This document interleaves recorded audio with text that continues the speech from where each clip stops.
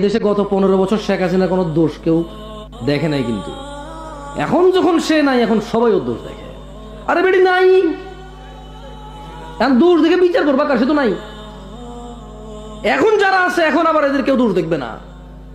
আবার যখন এরা পালায় যাবে, চলে যাবে, ধ্বংস হবে, লাঞ্ছিত হবে, অপমানিত হবে, আল্লাহর বদদুয়া, আল্লাহর গজবে, এদের দোষ তখন দেখবে এরা।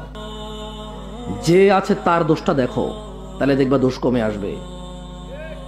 চলে গেলে দোষ দেখে লাভ নাই। আর আরেকটা কথা বলি, এই দেশে চোর বদলায়, চুরি বন্ধ হয় না। আপনি যেই হন না কেন, অত দল টল নাম নিয়ে বলতে পারবো না কোন চুরি বন্ধ হয়েছে, কোন চাঁদাবাজি বন্ধ হয়েছে, কোন টেন্ডারবাজি বন্ধ হয়েছে। এখনো কি ভ্যানওয়ালা হাইওয়ের সামনে ভ্যান গাড়ি নিয়ে দাঁড়ায় কাউকে চাঁদা দিতে হয় না? এদেশে তো চুরি বন্ধ হবে না, চোর বদলাবে।